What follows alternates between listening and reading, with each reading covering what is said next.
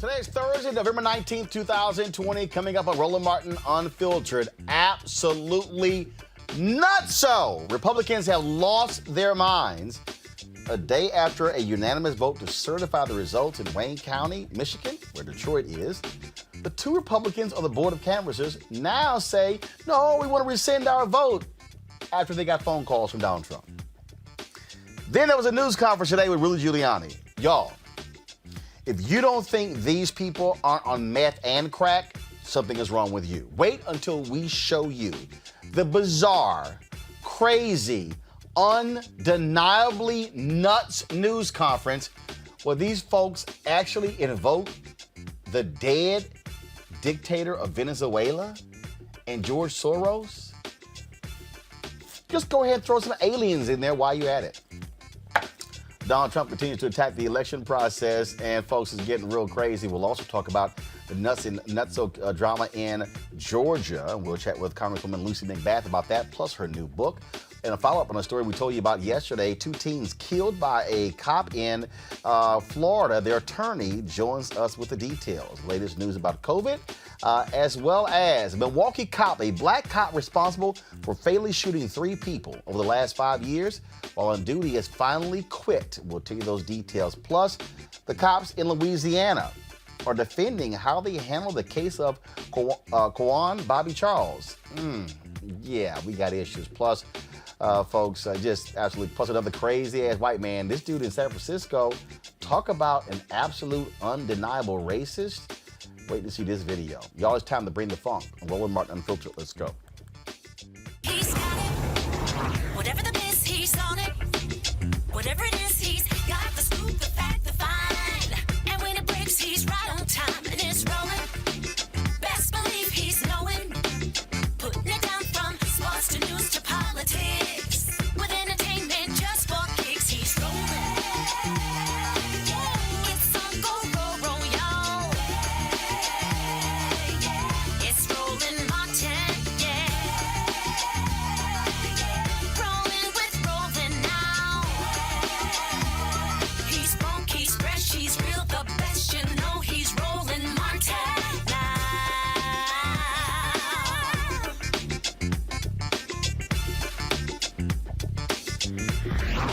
Martin. Sadistic, crazy, and out of their minds. There's no other way to describe Republicans who are fighting for Donald Trump. In Wayne County, Michigan, where Detroit is, talk about bizarre. Monica Palmer and William Hartman, the 2 Republicans on the board of canvassers, there are 4, claimed and signed affidavits yesterday that they were bullied into siding with Democrats and have now rescinded their votes to certify the election. Here's the problem with that.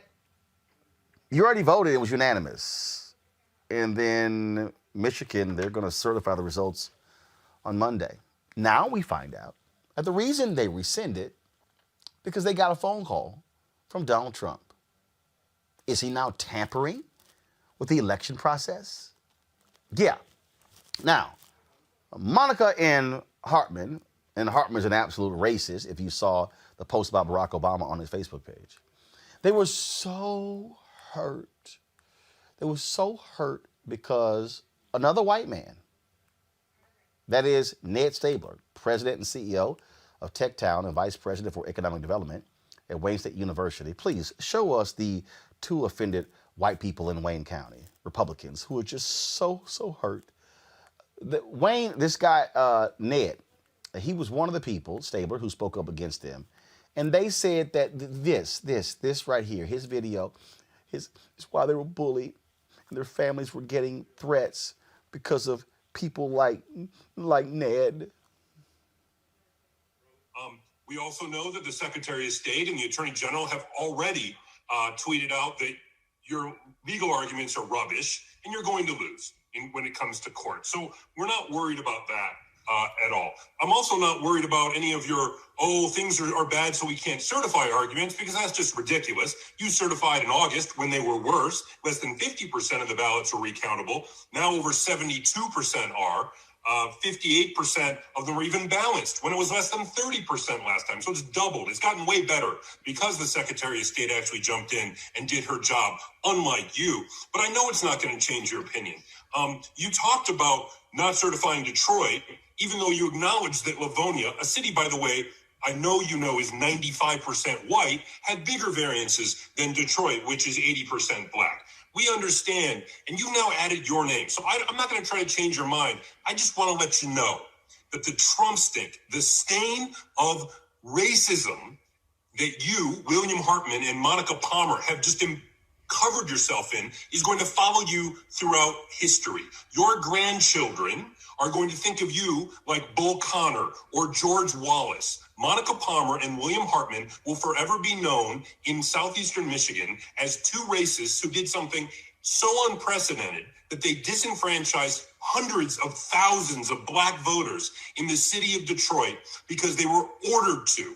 Probably, I know, Monica, you think Q told you to do it or some other crazy stuff like that. But just know when you try to sleep tonight, that millions of people around the world now on Twitter know the name Monica Palmer and William Hartman as two people completely racist and without an understanding of what integrity means or a shred of human decency. The law isn't on your side, history won't be on your side, your conscience will not be on your side, and Lord knows, when you go to meet your maker, your soul is going to be very, very warm. So, according to the Detroit Free Press, Monica Palmer told them that her family had received multiple threats. The threats have been made against myself, my daughter, and my husband. Reports have been filed with Grosse Pointe Woods Police and the FBI. Yet the Attorney General's office of Michigan said their office had not received a referral about such threats from a police agency, but would act quickly if such a referral is made.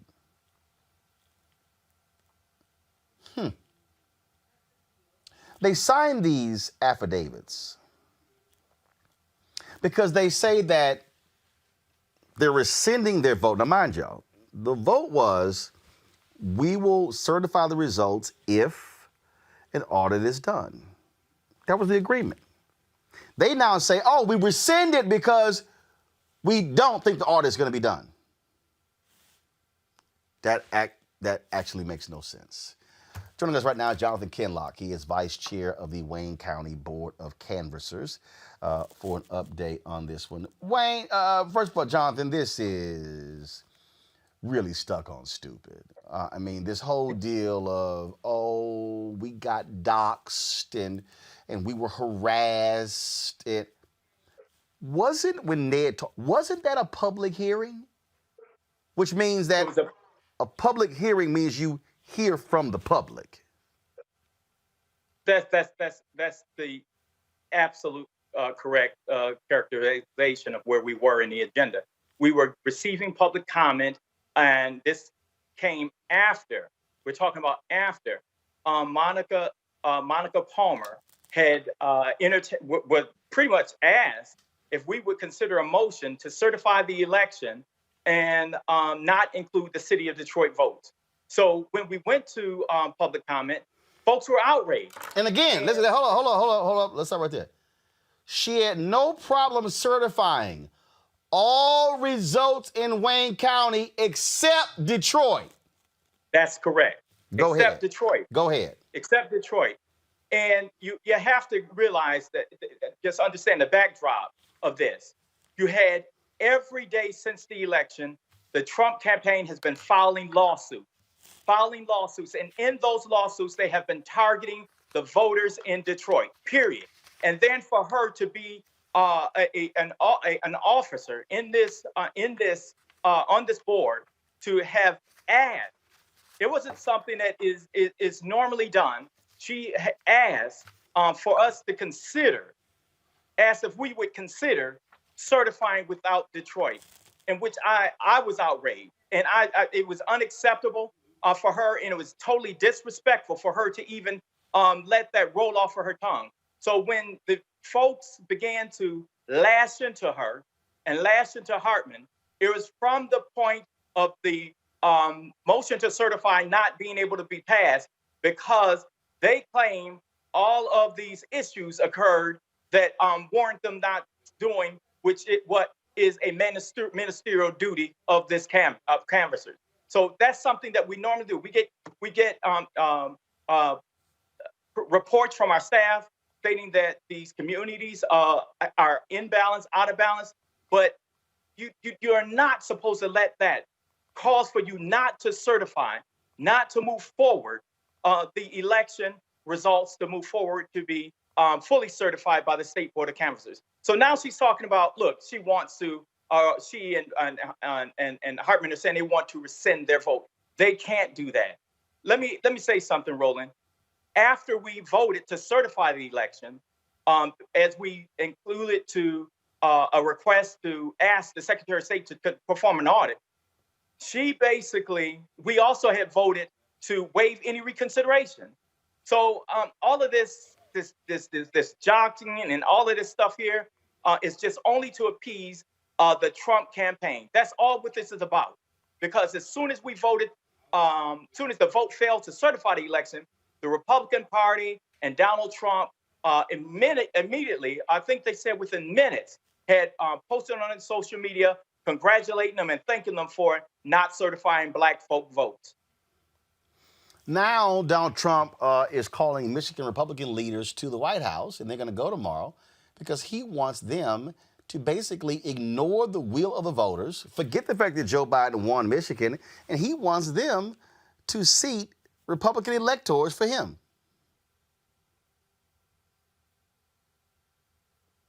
Jonathan there? I think Jonathan froze on us. Let me know we get Jonathan back because he froze on us. I gotta bring in Erica Savage Wilson, host Savage Politics Podcast, Dr. Greg Carr, chair, Department of Afro-American Studies, Howard University, Reese Colbert, Black Women Views. Let me know when we have Jonathan back. These racists, Greg, are showing us exactly who they are. They're targeting Black people. It's undeniable. And what you also have is you have Black Republicans who have no courage whatsoever, no guts, don't give a damn about Black people, silent. Republican Party's apparatus, silent. We're going to get to a little bit in a minute that crazy, I'm talking about ridiculous news conference that was, if it wasn't so serious when it comes to democracy, you would have thought that crap was an SNL skit. But that's what we're dealing with. We are dealing with an absolutely out of control, deranged man who is scared to death because he knows what's coming, Tish James. He knows what's coming, Roland. It is remarkable, isn't it? This experiment we call America, that is not guaranteed to continue. These people have abandoned all pretense. Mike Shirkey, who is leader of the Michigan Senate Republican, is coming here to Washington, D.C. to meet with Donald Trump. They're not even pretending anymore. It was remarkable to me that 95% of the vote in Detroit went to Biden, and maybe about 70% of the vote in the larger county, of course. But the local board of canvassers, they're trying to hold this up, and the state board of canvassers meets on Monday. And if they don't do their job, Whitmer can still select and appoint those Democratic, the winner of the popular election, Democratic delegates to the Electoral College. They're not going to be able to overturn this. However, they have now declared, damn any concept of America or democracy, our hatred for Black people, we wear on our sleeves. And whether it's finally the folks in Michigan or Loeffler and them in Georgia or Lindsey Graham out of South Carolina, they are forming, it's not an overreach to call them a clavering. Why? This is the language of the Ku Klux Klan. Yeah. They said, we done dropped all pretenses. Don't count those Black votes. That's it. We have Jonathan back. Jonathan, Trump has actually called the Republican leaders in the legislative body to D.C. tomorrow for a meeting. This is a person, a candidate who is actually trying to interfere with the election process. And we are at a place right now in Michigan history and in the United States history where, you have a president and a Republican Party who are making allegations as it relates to corruption But what they're trying to do is corrupt the process.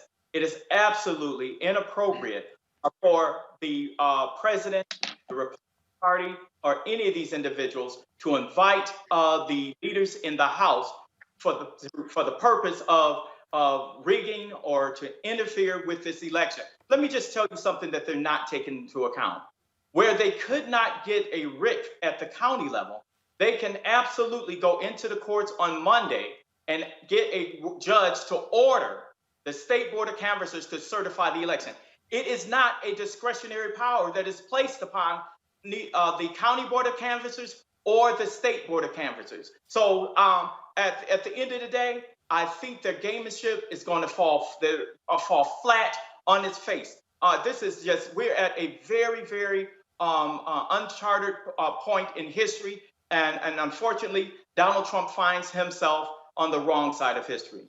And the thing here, Jonathan, the Wayne County Board has voted. What the hell is the process to go, oh, no, I know we voted, but now we rescind? There is no rescinding. After 14 days, the purview of any sort of consideration as it relates to the general election is over, as it relates to all county board of canvassers. All 83 counties across the state lose the opportunity to weigh in after the 14 days. It is now 100% in the purview of the state board of canvassers, which will meet on Monday, period. So there is no rescinding, and they know this. I mean, all of this is just ridiculous to even be stating and putting out there in the public. That's absolutely crazy. Jonathan Kinlock, man, we certainly appreciate it. Thanks a bunch. We'll keep watching what happens there in Wayne County. Absolutely. Thank you for inviting me. I appreciate it. I want to go back to my panel here. Reese, I mean, what we are seeing are corrupt, thuggish individuals. That's what we're dealing with here. We're dealing with the likes of Rudy Giuliani, Donald Trump. They are thugs. There's no other way to describe this. Well, that and white supremacists, white nationalists. We've been saying on this show for months, this is all about maintaining white power. And, democracy or, law and order, whatever kind of slogans are nothing but a pretext for them to use as long as it's convenient for them. And then when it's no longer convenient for it, the hell with it. And that's what they're showing it.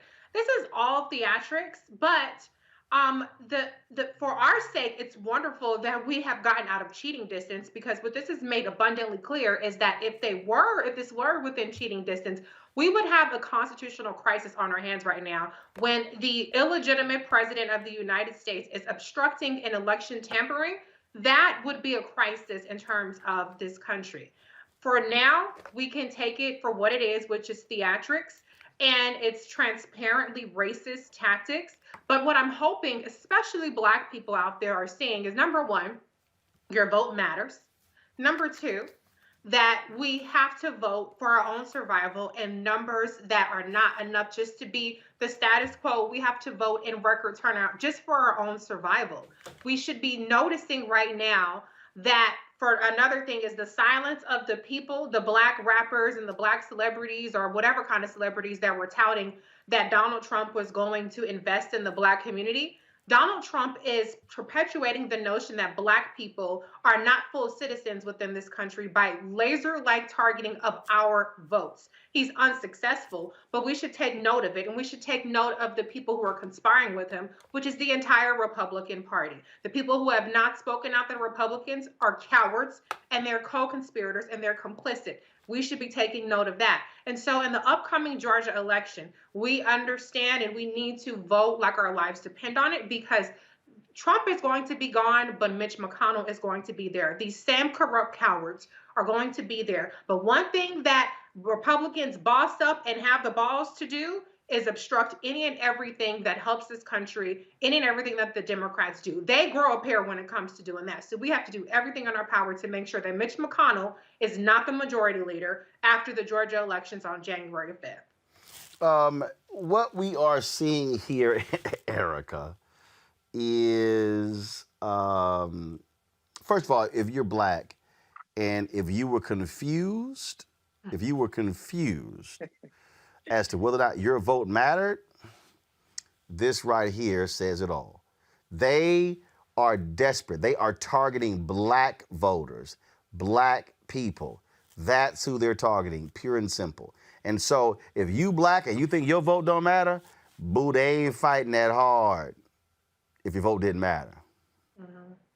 Absolutely, Roland. And then to think that they are doing this as 251,000 bodies lay dead from coronavirus, and that the Senate has essentially left D.C. Until November the 30th for recess without passing any type of stimulus package to help those very same groups of people.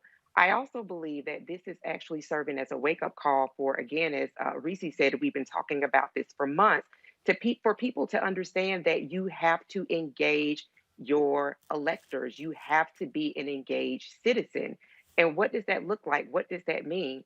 I'm in Georgia, so guess what I'm going to be doing this weekend? I'm going to be talking to rural voters because 600,000 secured ballots have deployed from the state of Georgia, and that's how Georgia was able to secure that 65% of that Biden-Harris coalition to push him over for and flip Georgia blue, essentially. But there's still people that during this runoff election need to continue to be enthused, that they need to be engaged and understand that the process for what they did in the general election starts over essentially again for Georgians as we enter into this all-important Senate election where we would have our Madam Vice President-elect casting tie-breaking votes. So, again, looking at Republicans, they're not trying to engage Black people to bring them into the party. They're only engaging Black people to use them as puppets and as partners, as accomplices to white, as I'm now calling it, white arrogance. They are not interested in pushing a coalition together to help build, to help ensure that people are taken care of. They're interested in very much so engaged in white apartheid. And so people have to understand that these are the things that can happen if, in fact, we relinquish our authority as citizens, the privilege that we have to vote, what we have to do as partners to make sure that people around us to our left and our right and engage our vote, and that we have to show up, if that's every year, if that's every 2 years, if it's every 4 years, whatever that looks like in your local municipality, you have the responsibility to engage, to ensure that these fractures, these fissures that do keep our democracy together aren't completely broken. When we talk about, again, the madness today, y'all, I can't even call this a news conference because there was no news. Before I get to that, what we're really seeing right now, folks, and we do not use this word in this country, but it applies here. We are seeing a Republican coup. Oh, yeah. We are seeing the Republican Party, led by Donald Trump, and his minions and his imps try a coup. The people have voted. He's lost Georgia, Michigan, Wisconsin, Pennsylvania, Arizona, Nevada. Joe Biden has 306 Electoral College votes. Joe Biden is on his way to the most votes ever. 80 million votes. Donald Trump cannot accept losing. So what do thugs do?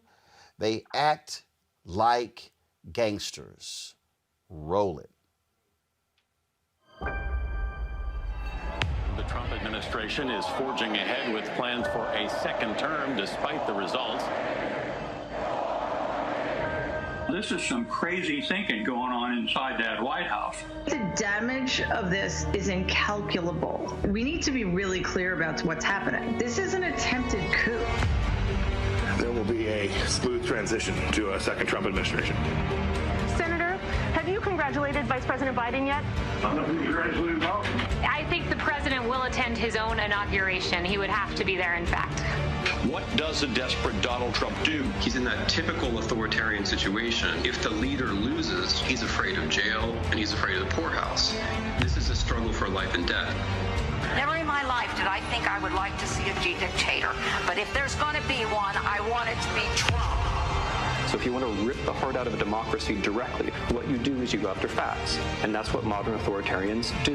Step one, you lie. Well, the Democrats are cheating on the election because that's exactly what they're doing.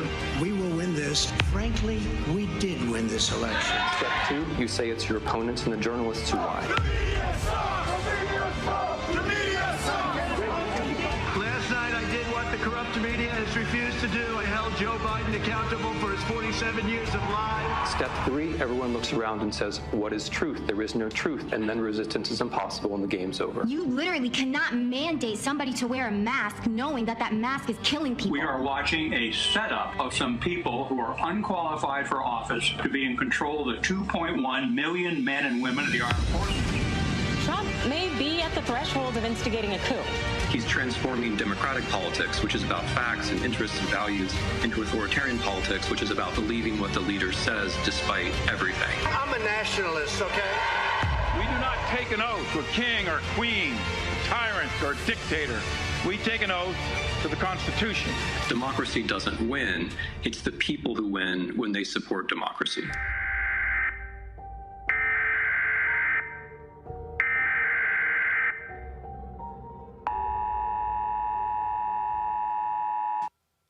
So, y'all want to see the coup in action? This is Sidney Powell, a Trump campaign lawyer, standing with Rudy Giuliani at a news conference. I can't even call it a news conference.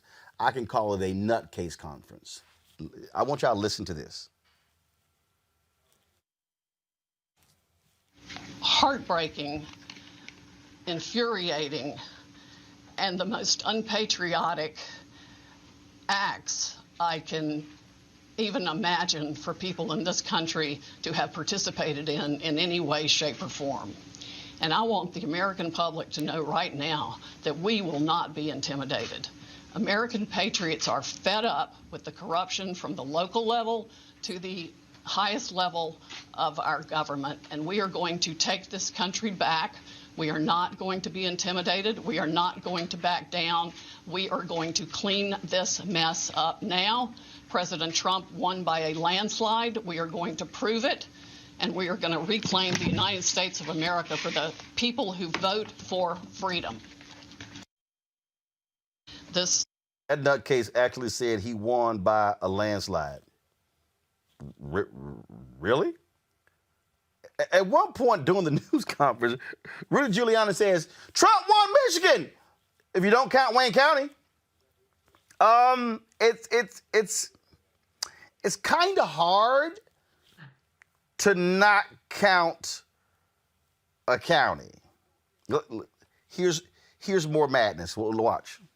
To any experienced investigator, prosecutor, would suggest that there was a plan from a centralized place to execute these various acts of voter fraud, specifically focused on big cities, and specifically focused on, as you would imagine, big cities controlled by Democrats, and particularly focused on big cities that have a long history of corruption.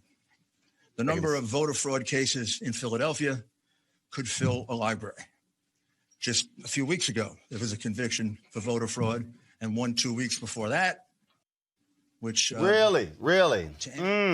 Okay, y'all. But the one that got me. Let me find this, my Lord. Let me find this. If y'all were wondering why Hugo Chavez was trending on Twitter today, it's because of this news conference. He's been dead 7 years. Listen to the Puff Puff Pass Pass news conference. Here and uncovering more by the day is the massive influence of communist money through Venezuela, Cuba, and likely China in the interference with our elections here in the United States. The Dominion voting systems, the Smartmatic technology software, and the software that goes in other computerized voting systems here as well, not just Dominion, were created in Venezuela at the direction of Hugo Chavez to make sure he never lost an election after one constitutional referendum came out the way he did not want it to come out. We have one very strong witness who has explained how it all works. His affidavit is attached to the pleadings of Lynn Wood in the lawsuit he filed in Georgia. It is a stunning, detailed affidavit because he was with Hugo Chavez while he was being briefed on how it worked. He was with Hugo Chavez when he saw it operate to make sure the election came out his way. That was the express purpose for creating this software. He has seen it operate, and as soon as he saw the multiple states shut down the voting on the night of the election, he knew the same thing was happening here, that was what had gone on. What is crazy, Greg, that Lynn Wood lawsuit she cited, about 20 minutes ago, a Republican judge rejected that lawsuit in Georgia. Now Trump and his imps are like 1 for 30 in court. That's how deranged these people are. Hugo Chavez, communist money coming from China, Venezuela, and Cuba. Really? Well, Roland, I think you're identifying the problem, and Erica really put her finger on it when she mentioned apartheid. Everything that happened after 1948 in South Africa under the National Party that took power in 1948 and implemented the apartheid laws was legal. In fact, they were in constant conversation with other European countries, including the United States, and modeled some of that policy after the United States. You know, what if those judges had ruled in the other direction? In other words, you know, when people say democracy is fragile, you know, my little quibble with the clip that you showed about them saying they're attempting a coup and this goes against the Constitution, it doesn't go against the Constitution. That's the whole point. So when Reese says the Democrats need to grow a spine, they're going to have to become a different party than they've been because they're operating with the same mythology as the Republicans, as if they are ruled. Now, I trust Hugo Chavez, and then for those who hear the name Chavez and cringe, I suggest you watch a documentary called The Revolution Will Not Be Televised. It talks about the coup against Chavez in Venezuela that was fomented by the United States of America. I trust Chavez before I do that white woman right there because we don't share anything in common other than the fact that we came out of our mother's wombs on the same landmass. There is no American concept that they're ruining. All of this is legal to the point. And you hear the key words now when they say Democrat. They mean black people and non-white people. When they say big cities, they mean black-controlled mayors. When Rudy Giuliani says history of corruption, he means post-Voting Rights Act. When they say patriots and freedom, they're talking about white people. This is the language. Erica nailed it. This is the language of the National Party in South Africa in post-1948. When they say communists, they're not talking about political ideology. Most people who are scared of communism can't spell the word, much less explain to you what it is. They mean non-white people. These are white nationalists, and there is no structure in America that doesn't do anything other than support this kind of business. The only thing I would say now is if the Democratic Party wants to indeed, and I agree with you, Reese, if the Democratic Party indeed wants to be something different, this is the moment. This is the fulcrum. This is the turning point in the history of this little project called the United States of America. But if they loop back in and act like these people here got some rules that they all share that they can play by, what's going to come in 4 years is going to make right now look like a holiday. This right here is a Eric Erickson, Erica, major conservative, right wing, far right. He tweeted this: the people who participated in that press conference today need to repent. He also responded to this. There was a white woman who was crying, Janet Mefford, so apparently a Christian broadcaster. She said, the Trump campaign conference this morning gave me hope.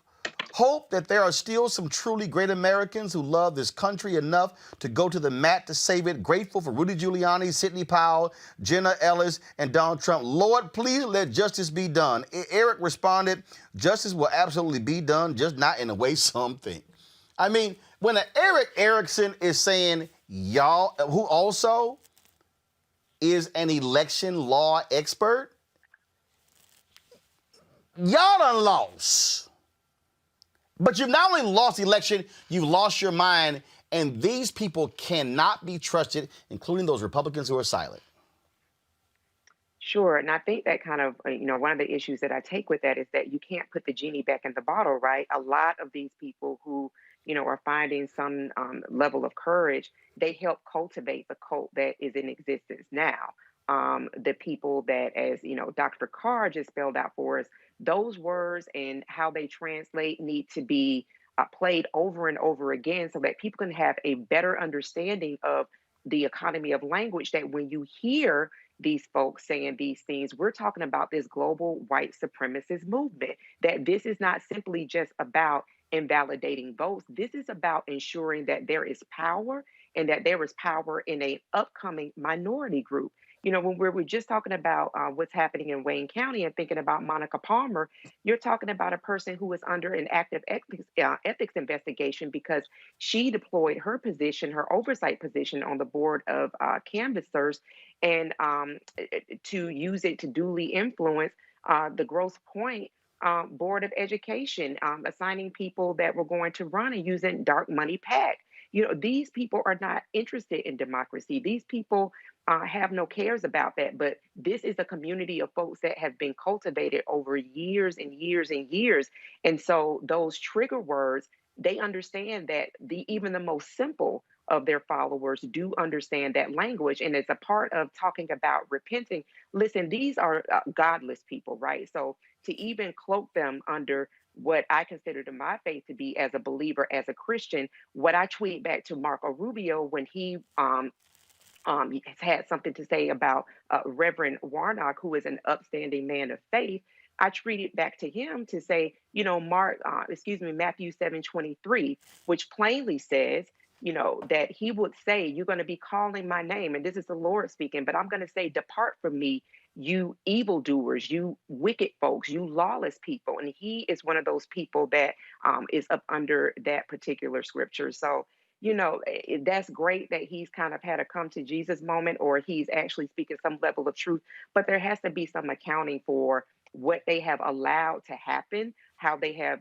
germinated these seeds, and that they have really come to bear, and that they really have no use for some of these conservative right-wing media folks now. They have their father of lies, their dear leader, their son of a Klansman that's leading this parade. This probably right here sums it all up, Reese.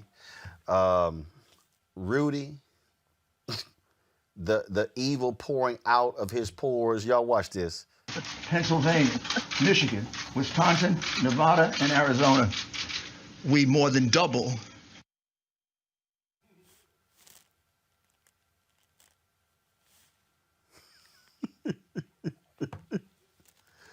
You know what? His hair dye was running down his face. He was sweating. We more than double. I mean, that's what evil looks like right there. Right.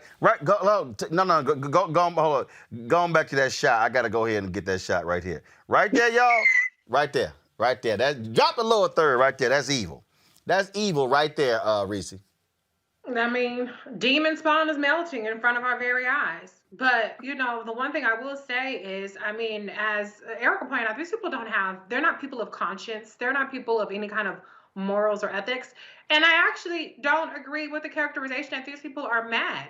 What we're seeing is a propaganda campaign. This is very deliberate. It's sowing the seeds of dissent. It's sowing the seeds so that they can pass more voter suppression laws. At a minimum, that's what we know that they're going to do. We know that the Republicans maintained or made gains in legislatures that will control redistricting, that will be allowed to implement more suppression tactics if the Democrats do not pass a Voting Rights Act in Congress, if they don't get back the Senate. And so this is all quite deliberate. And I think that, characterizing it as mad, even though it is mad, it's insane in the sense of this shouldn't be happening. But they are very deliberate in what they're doing. Rudy Giuliani is charging $20,000 a day to the Trump campaign. He's getting paid off of this. This is a grift. Miss 55%, Miss White Tears. They're employing every single weapon they have in the book. The white woman on the verge of tears. They're employing Rudy Giuliani in hysterics. They're doing everything under the sun so that they can set the narrative. And, the one criticism that I would have for the Democrats, which I don't believe that they really can do much in terms of technically and legally than what they've been doing, which is wiping the floor with the Trump campaign in every single lawsuit. Like you said, they're 1 for 30 at this point, the Trump campaign. But I do think that the messaging in terms of just how blatantly racist this is and how dangerous it is not as loud as it should be. It's certainly not as loud as how the Republicans are. And so I think we should absolutely be ringing the alarm much louder than what we are. And to Dr. Carr's point, we cannot play by the same rules. I'm not saying go lawless like the Republicans do, but you have to play hardball the same way that they have. Jennifer Rubin, actually, a former Republican, made this point very well today. The same way that Republicans make every Democrat seem like AOC, the big back boogie woman, or Bernie Sanders, Democrats should be doing that. Mitch McConnell should be one of the most reviled names in the country, just like Trump is for half the country at least. And they just let them get away with all these things. And so I think the Democrats, I'm not criticizing their legal tactics because they're successful. And I'm not saying that they should be out there, Antifa versus, the Proud Boys. I'm not saying to that extreme, but there should be more messaging and more pushback and more red alarm fires on this, instead of what I see a lot from the Democrats, and in particular from the progressive wing, is all laser focused on trashing the incoming Biden-Harris administration when we have a crisis in front of us right now. Look, I think part of the deal is when something is so crazy, there's no amount of engagement that you can do that's going to bring any level of common sense. And I think what the Democrats have done, I think what the Biden-Harris folks have done, is say, you know what? We're going to let your crazy shine. You're going to keep losing in court. And again, I think that's what they're doing. But the problem, though, what we're seeing is that the Trump people are by design laying landmines to screw the Biden-Harris folks. Now, but here's the problem. They're limited because they control levels of power. The reality is, by law, this whole deal, until it's certified, I don't have to release anything. They can be making a lot more noise, I understand why they're doing what they're doing, but the bottom line is, some group should be swinging like crazy. And to me, those are House Democrats and Senate Democrats, but they're not necessarily doing that. Speaking of House Democrats, we've been talking about, of course, the Georgia race. We're going to get back. All this stuff is all tied in, y'all, the lawsuits and everything. And we're seeing all the attention right now on Georgia because of those two critical U.S. Senate races. Raphael Warnock running against Kelly Loeffler. Then, of course, you have John Ossoff running against incumbent Senator David Perdue. It's all about registering people. It's all about getting the votes out. And joining us right now is Congresswoman Lucy McBath. She won her very hotly contested race, and so she is returning for her second term in Congress. She also has a new book out, folks, and that book is, pull it up, please, is Standing Our Ground, A Mother's Story. Of course, we all know the story of her son, Jordan Davis, being shot and killed there in Florida. And the man who claimed the music was being too loud, he is sitting in prison right now for the murder of Jordan Davis. Congresswoman McBath, glad to have you on the show. You're seeing what's playing out with these crazy Trump people. You're seeing the lawsuits, but you're seeing the direct attack on black people. They are attacking black voters in Atlanta, in Philadelphia, in Detroit, in Milwaukee.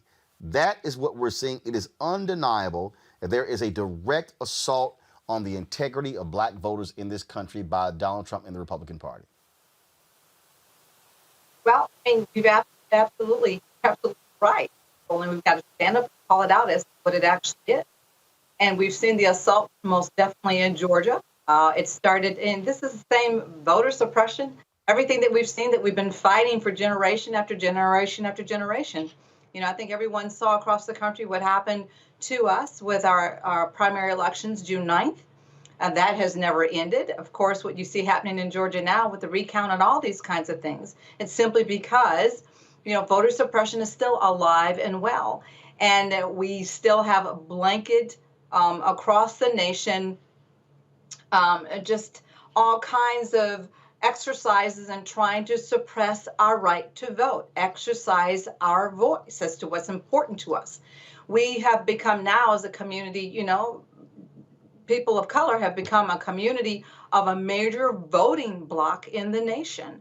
And of course, they want to silence our voices because we, as we have seen, have been able to have such tremendous power in who we elect in our national politics, our state politics, and our local politics. And we flipped Georgia. All the work that we've done here in Georgia, that's indicative of us using our collective power, doing a lot of massive organizing, mobilizing on the ground. Stacey Abrams has done phenomenal work since her historic bid for office in 2018. She's over 800,000 people she re-registered. And Fair Fight and all the other organizations that are working collaboratively together have done this. When we stand up and we fight and we vote, we have power. And I think that is the backlash that we see happening across the country everywhere. When you see the attacks, when you see the lawsuit, when you see all these things, you heard what Reese just said right there, and that is we get why the Biden-Harris team is doing what they're doing. But Democrats also got to realize there's no compromising with these people. There's no, you can't, because what they are showing you who they are. And this whole idea of, once it's all certified, Donald Trump's out, Republicans are going to go back to being, no. This is who they are. And to me right now, Congresswoman Bat, this is roll call. This is where you stand there and you go, let me see who spoke up and let me see who didn't. And if in this moment you are a Republican who is not condemning what they are doing, to me, those are people who cannot be trusted after January 20th, 2021. Well, Roland, I think there is so much riding on, the African American population right now in particular. So much riding on Democrats, the party in particular. And, we know that there's so many people that continue to hurt. And there's so many Americans who, they need health care and they need education and they need clean water and clean air and they still need relief checks. People all across the country that still need help. But there again, I think we always have to remain focused on what's important to us, focused on the prize, and stop expecting people around us to change, to make it better for us. We have to be the ones to collectively spearhead what we need. That is us. That's no one else. We can't expect anyone to come in on a white big horse and save us. We have to always be determined and focused and driven to make sure that we are creating what we need to be successful. And that means that we have to do the work. And we just have to keep our eyes on the prize and stop expecting everyone around us to transition or to change. They may not. But collectively together as a people, we have to do what's best for us and always just collectively together continue to work in the vein that we know we have to. We've always had to work harder. We've always had to, put our boots on and pull up our bootstraps and do our own work. And it's no different now. But there again, I think because we have done that, because we have, stood our ground, we have shown the world, we have shown the country, that we are people of strength and determination, and we are taking our place right now, whether they like it or not. On that particular point, you chose to run for Congress after what happened with your son. It was a national story. Documentaries have been done about it as well. And what ended up happening was, before this case, but even with this case, people begin to learn about ALEC and the groups the corporations who were funding them, the people who were passing these stand your ground laws across the country. And also, while they were passing stand your ground laws, they were passing voter suppression laws as well. And it gave people an insight into how intertwined this system is with the oppression of Black people tied to corporate interests. Did you speak to that in your book? I talked a little bit about ALEC, the American Legislative Exchange Council. I talk about that because we know, and it's strictly A lot of what happens with the gun culture is predicated through that as well. But we know that stand your ground is a law that can be used, just based upon the perception of a threat. Oftentimes, it's not the actual presence of a real threat. And the expansion of this law alone has been used, by the Republican legislature, by the NRA gun lobby, gun manufacturers, and of course, we know it's been used by the business community, the Republican business community, the white business community. I mean, it's all interconnected. I say that they're all bedfellows. And we know that this law has disproportionately affected communities of color. That's the reason why my book is called Standing Our Ground, because the Stand Your Ground law has been used all over the country, disproportionately used against young Black males and communities of color. So, that's where we are. And that's the reason why I ran for office, too, because beyond just being an organizer on the ground and mobilizing for gun safety advocacy, we've got to be able to mirror the two with federal legislation and state laws as well to really be able to really just define how we're going to make sure that we're keeping our community safe, keeping our people safe in our own communities. And that's something that we just have to absolutely do. Panelists here got questions. First off, Reese Colbert, question for Congresswoman Lucy McBath. Hi, Congresswoman Lucy McBath. I'm so honored to be able to ask you a question. I think you do amazing work. Thank you for your leadership. My question for you, as it relates to this runoff, we know that what we saw in the general election was there was a disconnect in the voting habits between people who prioritize the economy versus prioritizing coronavirus. We know that Georgia is relatively a wide open state, and so perhaps some of the messaging around lockdowns and mandatory mask wearing and things like that could be a bit of a turnoff. What would be your suggestion about messaging around tackling coronavirus in a way that you think resonates with Georgia voters specifically? Well, I think, it always should be first and foremost listening to the experts, listening to the healthcare providers, listening to the, CDC, because they've done the research, they have the data, and, continuing to just make sure that we're advocating to do that. And there again, like with Mayor Keisha Lance Bottoms, she has done everything that she possibly can to make sure that she's protecting her community, protecting Atlanta. Of course, we have a governor who has thought otherwise, but I have to applaud her, and I applaud everyone that is diligently following the science, and we should be we should be following the science that substantiates that, the only way to make sure that we can stay safe is one, make sure we're wearing masks, washing hands, and social distancing. So, we just have to continue to beat that drum, because when we don't as a community, as a minority community, we die.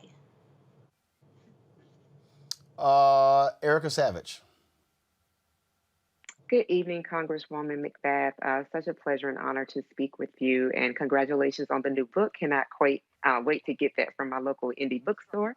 My question to you, as a fellow Georgian, someone who is from Georgia, with the Senate runoff election, we were just talking about moments ago how this process for absentee ballot requests essentially starts again and anew, and that the way that the Biden-Harris ticket won Georgia is largely through absentee ballots. What is the messaging that your office, that you are communicating to Georgians around ensuring that they are making sure that they are securing an absentee ballot, and particularly for college students, those that are on campus that will probably be leaving to come home, to ensure that they have a temporary mail address to make sure that the absentee ballot goes to wherever they're going to be for their winter break? Well, thank you for that question. We're doing everything that we can in our office to help drive voter turnout. And as we've often said many times before, make sure you get to the polls early, or send in that ballot early. Whatever you choose to do it early, because we know that historically when we vote early, we're winning the early vote. And, we've got to be able to do that to help ensure these seats. And we've got to request these ballots. We've got to request them early. I can't tell you how many people I talked to who waited to the last minute to request these, vote by mail ballots. And then it was just absolutely too late. So just doing everything in my power to make sure that we let people know what those voter guidelines are, what those deadlines are. Go ahead, get that early vote by mail ballot, send it in right away. Make sure that you complete it in its entirety. Don't just stop at the top of that ticket. Completely follow the entire ballot. I mean, you just have to make sure that you're following every semblance of a guideline or instruction to make sure you're voting properly. We've got field teams throughout the state that are following up with people who've submitted their ballots. And I'm really excited to say that, my team in particular is still working with the Democratic Party of Georgia and their field team to make sure that we're working on the ground to make sure that everyone has the ability to vote. And especially young people, like you said, colleges and universities. We've got so many phenomenal universities here within the Atlanta metropolitan area and all over Georgia, and getting them to make sure how important it is that they exercise the right to vote is key, because they are driving a lot of these elections, the young people now. I think this is their new civil rights movement. This is their modern day civil rights movement that they are exercising their ability and their strength and their courage and their bravery. And they have to, because this is their future that they're fighting for. Greg Carr. Thank you, Roland, and thank you, Congresswoman McBath. Congratulations on your reelection by a wider margin in the Georgia 6th. I mean, you seem to have struck on the right balance to be able to continue to build consensus. And we all read the reports that they wanted you to run in this current Senate race.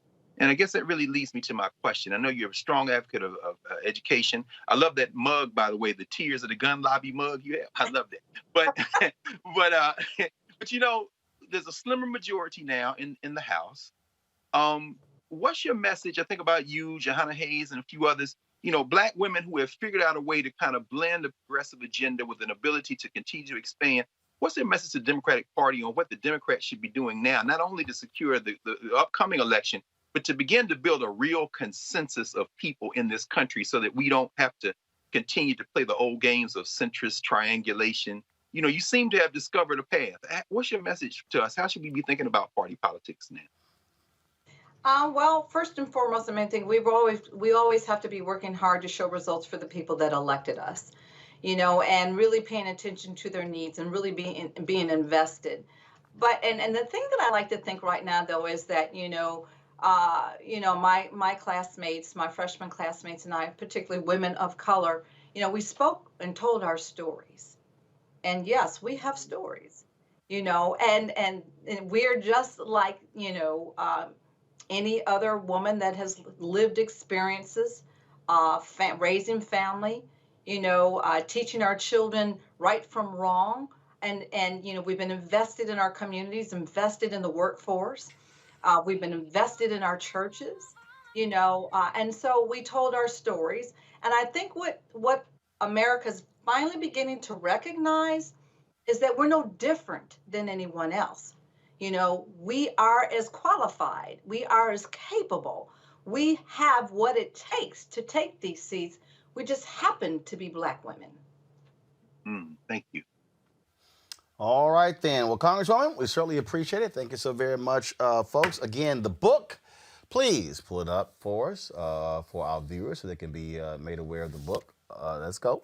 Standing Our Ground, A Mother's Story, Congresswoman Lucy McBath. We certainly appreciate it. Thanks so much. Look forward to having you back. Thank you.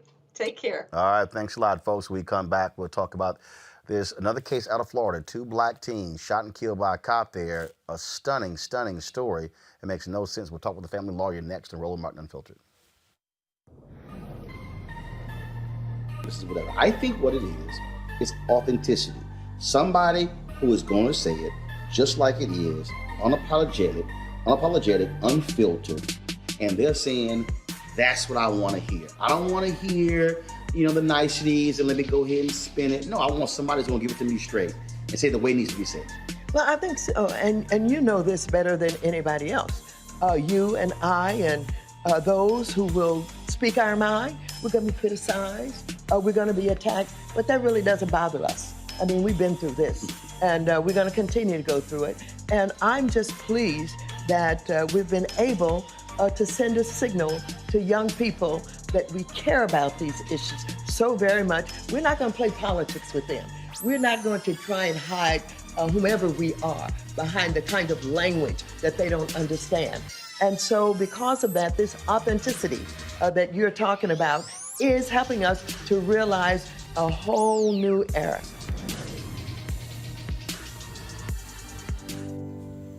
I'm John Ossoff, and the path to recovery is clear.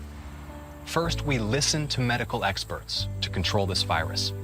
Then we shore up our economy with stronger support for small businesses and tax relief for working families.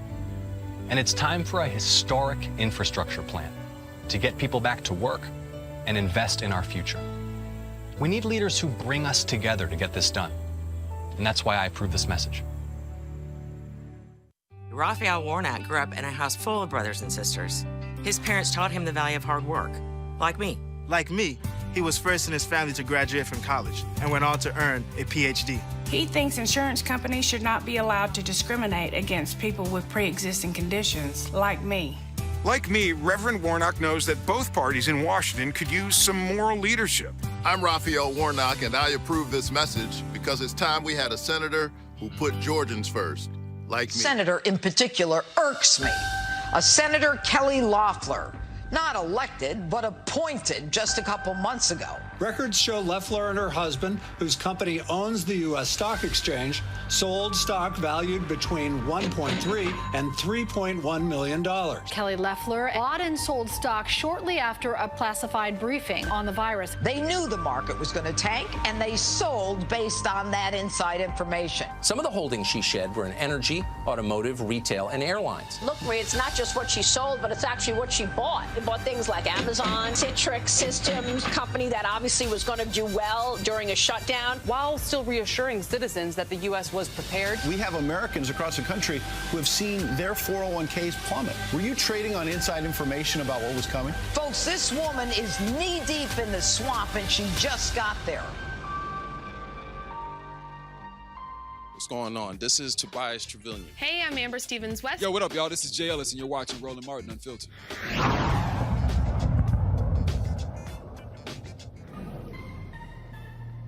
We have to try and get to young people and make them matter, especially Latinos, because like you said, we're the fastest growing demographic in the country.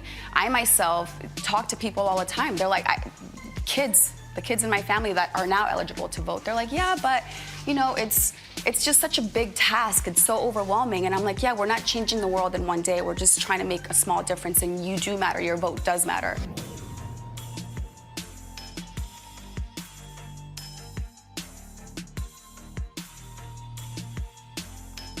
All right, folks, welcome back to Roland Martin Unfiltered. The Brevard County Sheriff's Office has released dash cam video of last week's fatal shooting in Florida that left 2 black teenagers dead. Here's the video. We showed this yesterday. We want to show it to you again. Check this out. Stop the vehicle! Stop the vehicle! Stop the vehicle! Stop! 1033. Stop the vehicle, goddammit! Stop! Stop!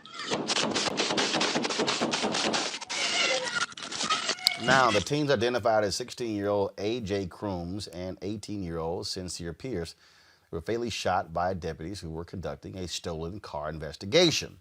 A mother of one of the victims said her son got in the car with friends around 10 a.m. Friday, November 13th. He and his friends then started driving away when all of a sudden deputies pulled up behind them and told them to get out of the car. That's when she pleaded with the officers and begged them to not shoot her son. Officers ignored her pleas and then opened fire, killing the 2 teens. Both officers involved have been placed on administrative leave. The Florida Department of Law Enforcement is investigating the case, and attorney Benjamin Crump will be representing both families. Joining us now to discuss this further is attorney and human rights activist Natalie Jackson. Natalie, first and foremost, was the car actually stolen? No, the car was not stolen. We actually have interviews from the young lady whose car it was. Her A.J. Crooms was her boyfriend, and he was driving her car. And I think that's really, that starts where we need transparency in this case. The Sheriff's Department issued a statement after this happened on Friday. On Tuesday, the Sheriff's Department issued a statement saying that they were driving a probable stolen car. At that point, the sheriff knew that the car was not stolen. And I think that from there on, we've just kind of gone down a rabbit hole as far as what the community believes from the sheriff's department and if they're going to get a transparent and fair investigation. So where did the stolen car line come from? Did somebody call it in to say the car was missing? No, this car was never called in and reported missing. Apparently, and I don't even know if this is true. And that's the problem when you have a sheriff who issues a statement with a known falsity in it. You have to question everything else that he says. But apparently, they were doing an investigation of a stolen car, and they thought this was the car. Whoa.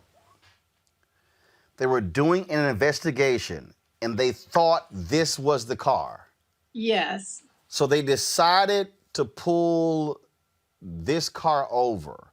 Now, we only see have they released the full dash cam video to show? So we have the dash cam video right here.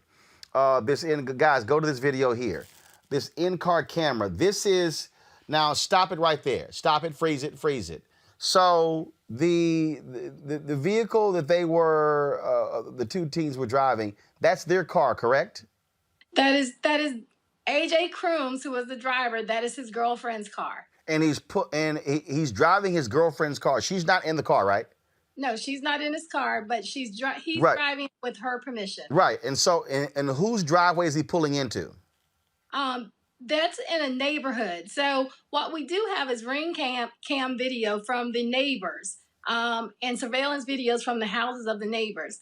So Sincere Pierce, one of the teenagers who was killed, we have ring cam video from his house. He was picked up at his house, and 4 minutes later he was dead. So his mother saw the whole thing. So AJ was driving. He picks up Sincere. They're going down the streets. Cops pull up behind them, and then they pull them over not far from Sincere Pierce's home. Exactly. Okay, roll the video, guys. So if you roll the video here, you see an officer getting out of the car. The car is backing up. Guns are drawn. So now here's what, guys, do me this favor. Do me this favor here. Can you roll the video back? Because here's what I'm trying to understand, Natalie. I didn't see police lights on. Right. So if I'm driving the car, I mean, I know it's two cops behind me, and if I don't see police lights on, guys, yeah, go. I want y'all to start and go back. I'm just trying to understand if I don't know the cops are behind. So when they pull to the drivers to the driveway and back up, I don't know, who they're pulling over. Well, even more so, Roland, is that this was not a high-speed chase. This was not the teens didn't commit any traffic violations. So when you're ordered to get out of your car at gunpoint, what do you think? So here's my point. So right here. Okay, freeze it right there. We just showed the video. Nowhere in this video were the lights flashing. Exactly. So the car pulls over, the car turns left. There's no, I would assume, I don't think there's any audio on here. It's not like they were on their speaker saying, police pull over. So the car pulls over, now roll the tape. They don't know, but I back up. All of a sudden, I'm backing up. Boom, she's got gun drawn. Exactly. And what we know is that from seeing cases like Philando Castile, where he stopped and complied and still got shot. We've seen people who leave, they still get shot. So what is a young teenager supposed to do when they're faced at gunpoint with police officers yelling at them? What do? I think that what's really important here is the law. So let's talk about the law in this case. The law says that a police officer can fire into a vehicle if he's in fear that the vehicle will cause deadly harm to him or serious bodily harm. However, the law says if he can get out of the way, he should. So what we see in this video is that the police was never in harm's way. In fact, he shot Sincere, who was in the back seat, in the back of the neck and the chest. So, and we see all the gunshots on the front and the back and the side of the car. This officer, the car passed right by him. He was never in harm's way. Right, and in fact, I'm trying to understand here. Guys, go to the video right here. They had backed out of the driveway. They're in the street right here. And then if y'all roll the video, if you actually take the video back, the cop, roll the video right there. So they pull over. The police officers are blocking the street. Exactly. So when he backs up, he's really driving to the next driveway. There's no place to go. Exactly. And again, I go back to this point here. So the cop right there on the left-hand side. You see the cop freezing right there. The cop in the right-hand side car, I think it's a woman. It is a woman. It's a woman. She retreats behind her car. Yes, and she did not fire her weapon either. Right, but the point is, she retreats behind her car. The cop who fired his weapon on the left, he's standing in front of the car. When he's shouting, he could have done the exact same thing she did, which was retreat behind the car. So if you're thinking they're going to run me over, they're not. No, what does he do? Roll a video. He actually moves forward to the car and then fires into the car. Right, and follows the car and continues to fire into the car as he's following it. Wow. And that is what, and Roland, I want to make sure we understand, this is a 16-year-old boy that died and an 18-year-old boy that died. And these are boys who, Sincere, like I said, he had just left his mother's house 2 to 4 minutes prior. That is beyond sad. And all of this was in Sincere's neighborhood. All of this that happened was in his neighborhood. It is very sad. And I will tell you, the thing that I'm most worried about in this case is when people say, why didn't they just stop? Because as a young black or brown man in a disadvantaged neighborhood, when police pull up on you with guns drawn and you have done nothing, there is a fight or flee mentality there. What do? We've seen this over and over again. So I'm flabbergasted when people ask me, why didn't they just stop? This here's some video that's on Twitter. There were a protest that took place yesterday there in Brevard County. Folks are certainly still outraged by this. Natalie Jackson, appreciate it. Certainly keep us updated on this case. Thank you, Roland. I appreciate you being the truth seeker and helping us with this. All right, thanks a bunch. Go to my panel here. This, Erica, is so disturbing because, again, it goes to police action. It goes to decision making. It goes to you're pulling somebody over allegedly for a stolen car. We find out, no, there was no stolen car. Now, 2 young brothers are dead. 116, 118. Woo. Yeah, this is not getting any easier. And for anyone that is related to those families, my sincerest condolences, because these are 2 Black children who had promise over their life. But again, we see actions by the state who are birthed out of slave patrols since 1704, who really don't have any oversight, who are taxpayer funded, that sign up for these positions to protect and serve, but what they actually are is executioners. And honestly, I don't give a damn what defund the police or abolish sounds like. It's time to do that.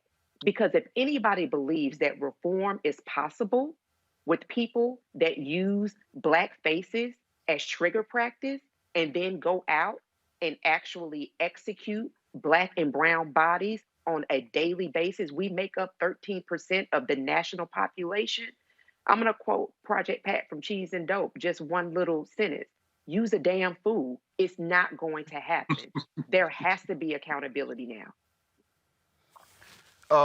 It is always difficult, Greg, to play one of these videos, but it's also important for us as we deconstruct them.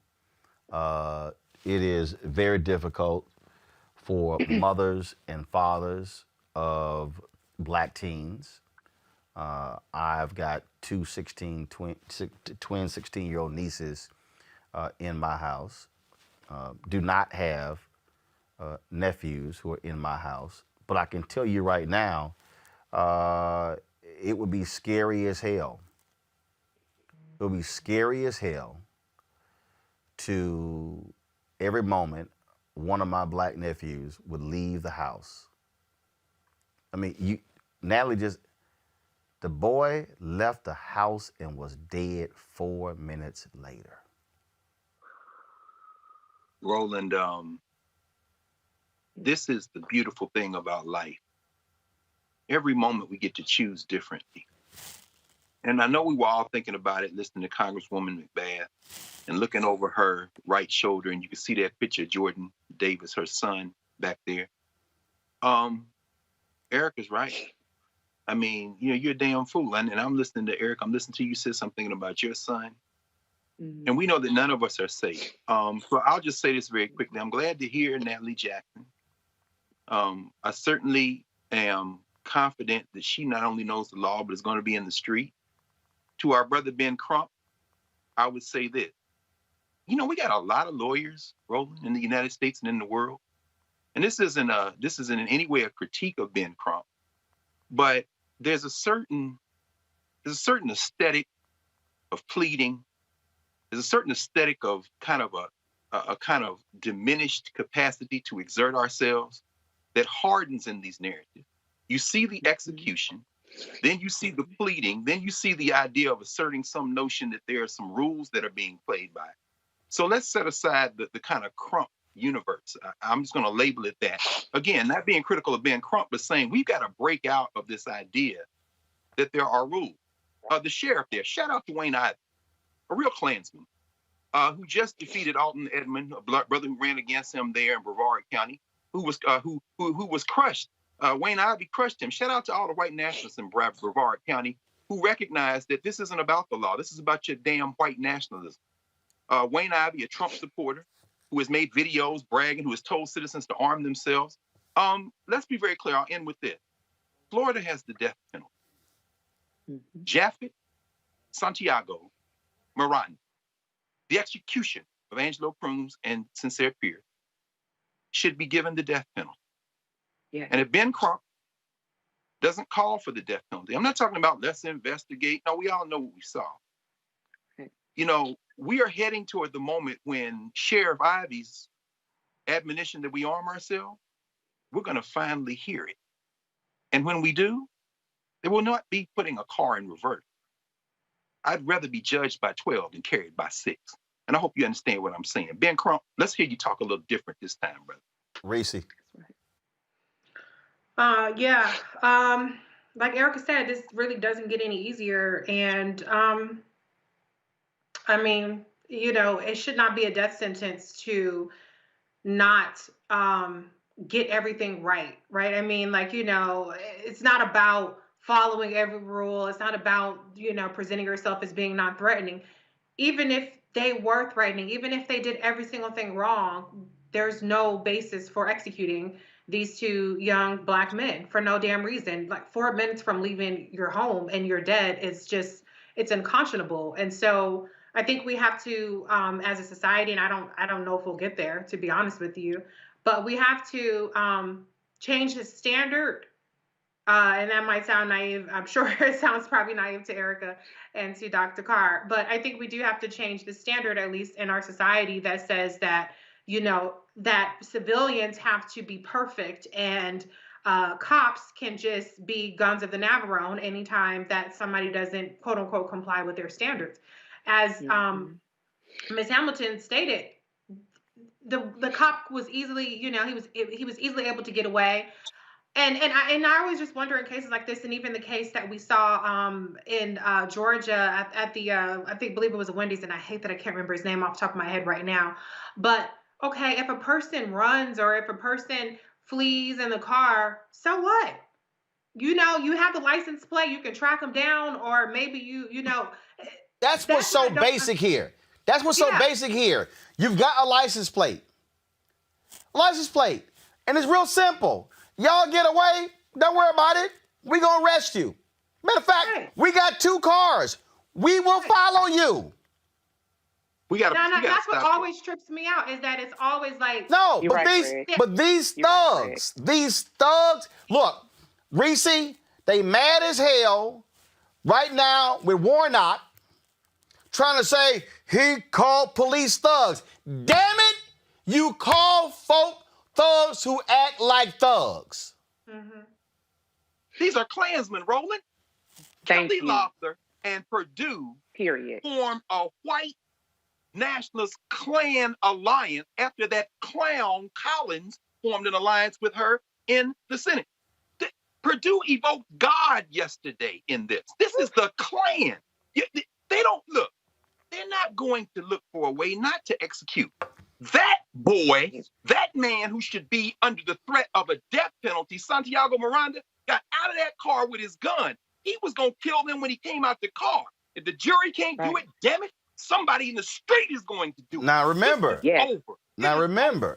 Now not only that, that particular officer also was arrested in April of this year for domestic violence. Why is he still on the streets? Because that's obvious kind of me. Why is he still on the streets?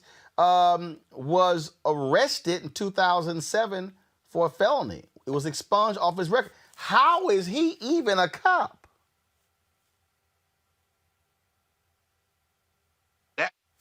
Ivy, the sheriff of that county, has gotten praise for leading domestic violence initiative.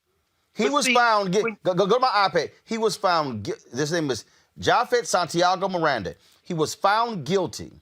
Records from the Osceola Clerk of Court show that in 2008, he was found guilty of burglary to a dwelling unarmed, as well as aggravated assault with a firearm. Then, according to, it says, it is not clear how Deputy Miranda was able to be hired as a Brevard County Sheriff's Deputy with those charges, but the name and date of birth are a match. Also, again, it's not clear if this was from the, it's not clear if he was disciplined for the domestic violence charges. In January 2019, he was recognized as Deputy of the Month. He is currently on paid administrative leave while the shooting is investigated. But, to Greg's point, Sheriff Ivy has come out in his defense. Those cops are commonplace. There are some good police officers, but damn it, when you hiding behind that badge, anybody puts that uniform on, puts that badge on, and stands up and back this boy right here, you're on the other team. We need to stop pretending. See, they're not shooting at people. They are shooting at animals. We are not human. They are trained. This is the point. And so this is going to stop when they realize that we respect our lives enough to take theirs if they threaten ours. I just hate to put it that way, but this isn't going to stop humanity. I don't want to hear no more press conferences in front of the sheriff's office talking about we want justice. And forget Black Lives Matter. You know when people understand Black Lives Matter? When they understand that you'll take their life. This is what happens, though, Erica, when folks say that's vigilante. What happens when the response is an eye for an eye, a tooth for a tooth doesn't work? I mean, what we are dealing with, and again, you're going to hear, a few bad apples. But the problem is you got a guy with a felony arrest in 2008. His wife is a cop, was arrested for beating her in April of this year, and the sheriff is still defending him? Of course. You know, Roland, we have been in this country under vigilante law, right?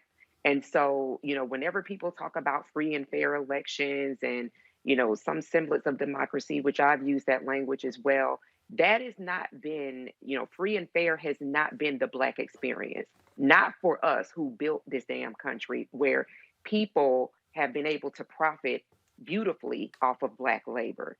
So, the few bad apples, that is a retired commentary. We have, as Dr. Carr has said, we have a clamor that has been activated. And they've been activated for quite some time. When you have a whole group of people that enforce laws based off of Black people who had freedom to make sure that that freedom was largely rejected, then you have a corrupt system. It has to be abolished. It cannot be reformed. It has to be abolished. It has to be defunded. And it actually has to be what some would say reimagined. But you cannot undo what people believe is their right, which is, as Dr. Carr said, is to really take down the animal. That 3/5 compromise, that 3/5 clause, we're still that for a large population of people, and that cannot be undone. That is not the way that they see us. So until that there is some real action, until there is some real accountability, we're unfortunately going to see our sons, our daughters, our nieces, our nephews, mothers, fathers, uncles, people in our family headline, and sometimes not headline, but be executed at the hands of those people that, again, are supposed to be taxpayer funded service, who go home, stay on administrative leave, they sleep lovely, they do interviews, and they still come back to work, or they go somewhere else to do the same type of execution work. Final comment, Reese. I don't have the answers. And I can't express any kind of faith in any kind of reforms, because at the end of the day, it's not about rules and regulations. It's about the lack of humanity in these people and the lack of humanity that they see in us. So I don't know. I don't have anything else to really add. Folks, let's go to the case of Kwan Bobby Charles, where police are now defending the handling of his disappearance. The 15-year-old was found dead earlier this month in a sugarcane field after going missing from his family home. He was last seen with 37-year-old Janet Irvin and her 17-year-old son on October 30th. Bobby's mother reported him missing around 8 p.m. that night. However, instead of putting out an Amber Alert, the Baldwin Police Department informed her Bobby was probably at a football game.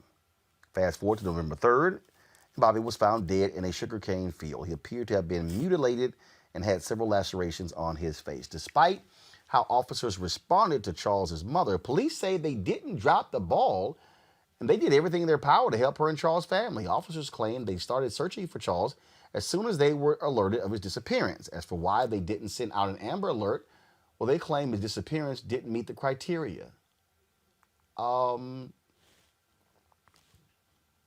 Let's see. A 15-year-old boy is not home, has disappeared. I'm sorry. Reese, what criteria are we talking about? White. That's the criteria. Right. That's about it. I'm just, but also, who the hell was the police department saying, oh, he probably at a football game? Erica, see, that's the thing for me. You're defending yourself. Who said with the police department he's probably at a football game? I want to know that. They don't care about us. They never have. They never will. And Reese just said it moments ago. They don't see the humanity in us. And if you cannot see the humanity in someone who is just as human as you are, then you treat them accordingly. And we've been seeing this through those folks that support the father of lies, the son of a Klansman. We're just continuing to see it play out over and over and over again. And it's really, when are we going to actually believe what we see before our eyes? The behavior is there. They could care less about us. That's why you have a whole wing that was started by two Black women for Black and missing children, because Black children are not as paid as much attention to as their non-Black counterparts, that they are actionable women that ensure that the faces of Black people that are missing are across social media and that they're talking about it in media. And so that's, for me, this is, I'm at a loss for words because it is so exhausting. And you just feel the collective grief and pain of just all of our Black brothers and sisters, where this is a record that is constantly on repeat. They don't give a damn about us. They haven't, and they're not going to. Greg, this is actually, I went to the Amber Alert website. This is actually what they say is the criteria. That if law enforcement believe that an abduction has occurred, and they believe that the child is in imminent danger of serious bodily injury or death. Okay, here's the problem. You can't ascertain if the person was abducted if they're not home. I mean, the kid, okay, fine. Don't call an Amber Alert. Say there's a missing child. Well, Reese said it, white. And Erica said they don't care about her. And, here's the thing about law. And one thing, Roland, that you do over and over again, I really respect you for it. You lead the viewers, you lead us through the text. So you remove places to hide from people who might claim there's some ambiguity in the plain language of the statute, of the law, of what people have said. What you're doing is establishing that there is a standard should you choose to embrace it.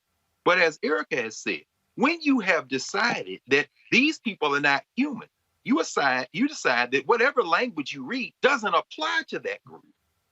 And so then our only really choice is to create a situation where that language does mean something by taking control of the apparatus of power. Now, we can debate which ways to do that. But at the end of the day, when you show that boy, I think of your nieces who are, I know your nieces. I mean, one of them was my student, right? They work with you. I think of Erica's children. I think of my niece and nephew. And the thing finally that really strikes me is that if it were my niece and nephew, that was the picture of that, I would be going to jail.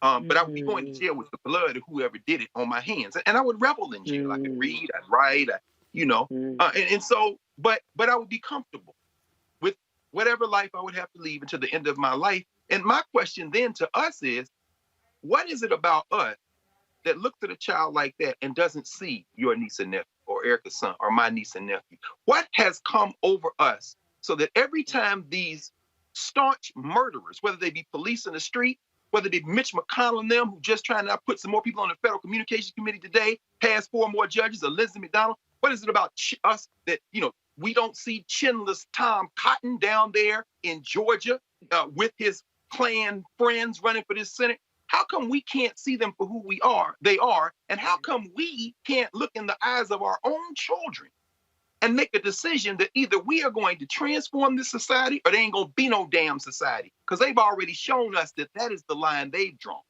Damn any more sacrifice of our blood for this imaginary place called America. They're going to kill us until they run out of bodies, until we stop them. This is, so this is Bobby Charles.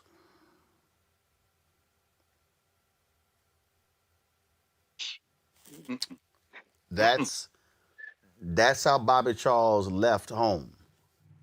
I'm warning everyone right now. I will give you 20 seconds to turn away. I did not want to have to show this. If you want to I see Erica turn her computer off, I totally understand. Go back. This is Bobby Charles. This is also Bobby Charles.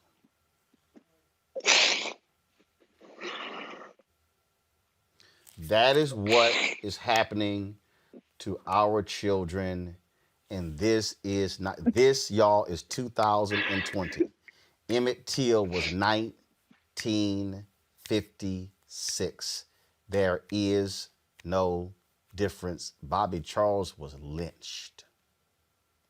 The family is now trying to pay for their own autopsy. The lawyers released a statement stating that the family is having to undergo financially put together their money to have their own autopsy. The thing that is still amazing, that's crazy, that's ludicrous, that's outlandish, is that the folk who picked him up, not in jail. Not in jail. And that's where we stand. And if they were in jail, Roland, They put a GoFundMe up, and the Klan people and a billionaire or two would overflow the fund. And these people got to pay for it all that. My God. We talk about what happens here with these folks, but we got to remember when we talk about these police officers, not everybody, not every cop is white. Joseph Mensah, the Milwaukee cop responsible for fatally shooting 3 people over the last 5 years while on duty, has resigned. In February, Mensah shot and killed 17-year-old Alvin Cole outside of the Mayfair Mall. Cole was running from the police with what police say was a stolen handgun. Cole pulled the handgun out while running from the police and accidentally shot himself in the arm. He allegedly pointed the gun at Mensah when he was told to drop it, and that's when Mensah opened fire, killing him. But Mensah, y'all, has a very nasty track record. His last day is November 30th. This guy has actually killed others. He has not been on the force for a very long time. This, Reese, is where we talk about not white, but blue. Right. And you know,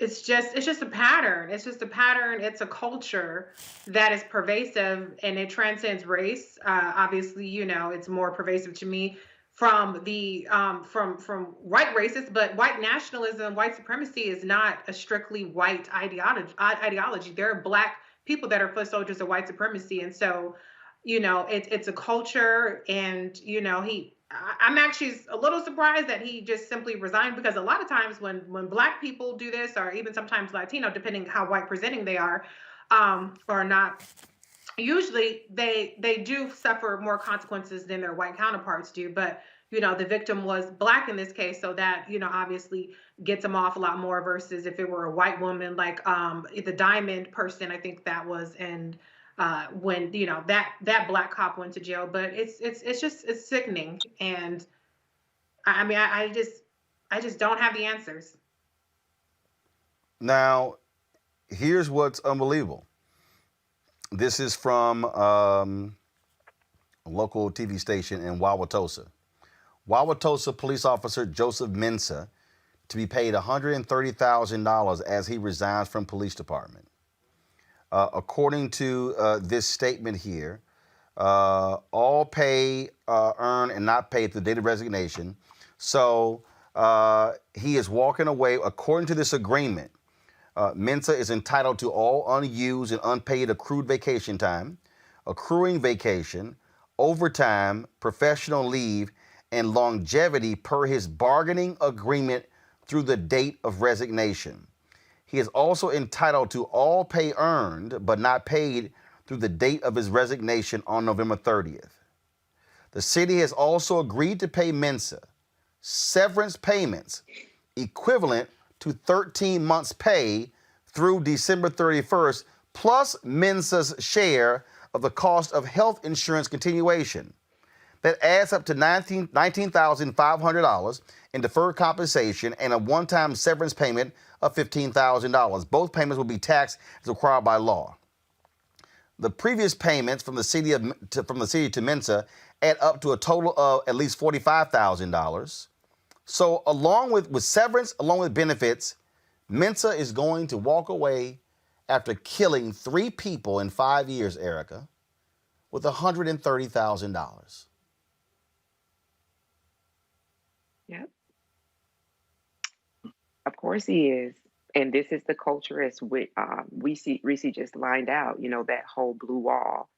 And this is why calls for defund the police, you know, don't give a damn how that messaging hits, or abolish. That's why that call is so strong, because you're talking about it. You said it, you know, when you were reading over, Roland, I heard the word entitled. And so they are entitled to kill civilians at will. And that has to be broken. Greg Carr. In the words of our brother Osei Jackson in F the Police, they have the authority to kill a minority. So, Eric is right. They're going to be transformed. It won't be at the federal level because the Democrats have shown they don't have the will, although there are increasingly more and more people being elected to the national legislature, people like Cori Bush and Jamal Bowman and others who are going to push them on the federal level. This is going to happen at the local level.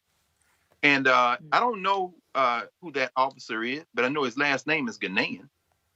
And I wouldn't be surprised if we did a little digging that he may have a little special relationship with the police and the citizens there. Or not. I don't know him, but I know that last name is Ghanaian, which speaks to what Reese said. It isn't about where you're from. When you don that uniform, you take on another identity. And there's a reason why, we as you started with Trump and all this stuff going on with the election and him, it's not really about the election, as you say. He is stoking the fire. He is continuing to give a focal point to a rage that has suffused the entire society. So what he's saying is, it's okay, y'all. Your primal scream. Do what you want to do. And so he's going to take that $130,000 cushion, relocate somewhere, and somebody's going to give him another badge and gun, and he's going to continue his process. And I'll end with this. The one shining light in this story, and it's certainly relative, is the fact that the police union negotiated that in collective bargaining. But the Democratic Party, if they want to continue as a unified party, need to understand is that labor, what you've showed us over and over on this show, organized labor is one of the keys to changing this entire situation.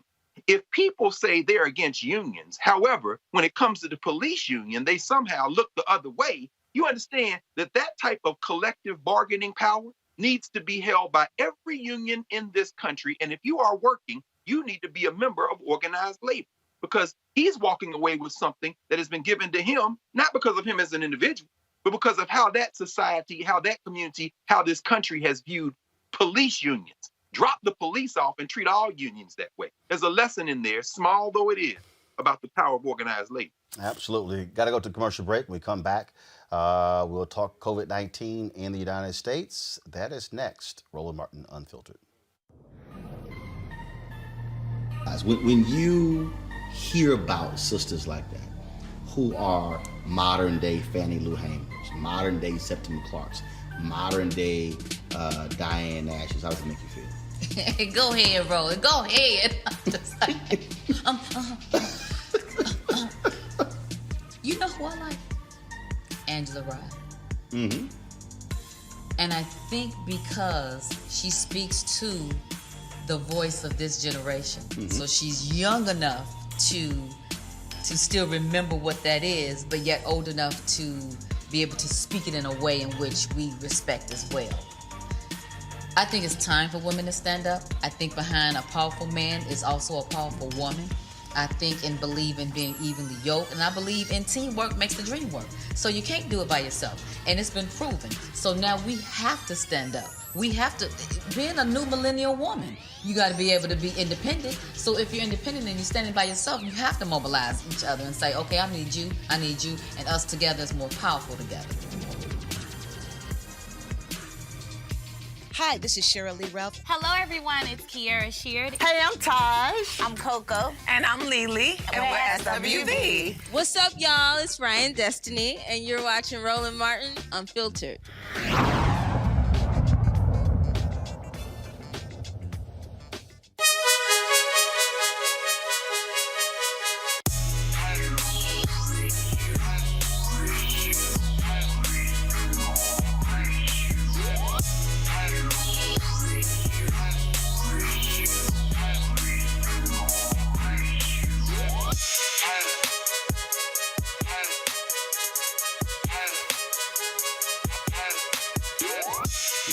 Hey, folks at Seek.com, they're supporters of our show, and they have two fantastic products, this virtual reality headset right here and the 360-degree 4D headphones.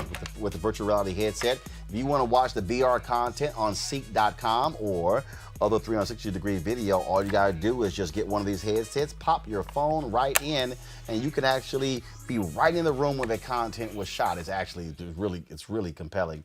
It's really compelling content there. One of the things that I also love about it is Ken, watching this video, people who've been hang gliding on roller coasters and things along those lines, and you literally feel like you're right there with them. They also have, of course, the headset, which you can use for gaming, for music, for videos, you name it. It's Bluetooth. Amazing sound, tremendous bass, and literally the sound goes all across your head. Mary Spio, a sister, she is the founder of this company. She actually also designed and created these products right here. If you want to get one, or both, or even subscribe to Seek.com and their VR content, simply use this promo code RMVIP2020, RMVIP2020, and you can do so. And so we certainly, again, appreciate them being partners with us here at Roland Martin Unfiltered. All right, folks, as of today, there are over 11 million cases of COVID-19 in the U.S. More than 250,000 people have died from the virus. The CDC predicts the country's COVID-19 death toll could reach upwards of 300,000 people by the end of the year. In New York, schools will close again as cases continue to spike. President-elect Joe Biden spoke with frontline workers and informed them that the Trump administration is holding this country back from moving forward and getting the virus under control.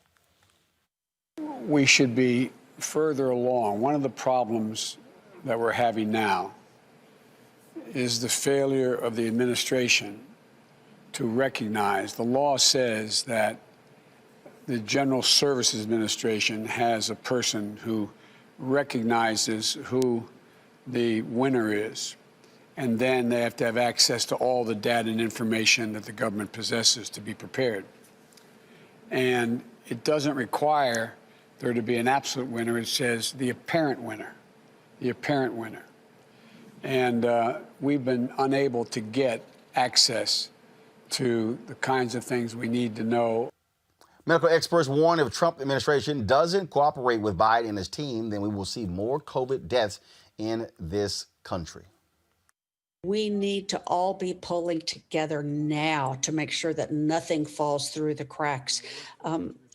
If we don't, we may end up with unnecessary hospitalizations, unnecessary chronic disease, unnecessary death, and unnecessary empty chairs at holiday tables.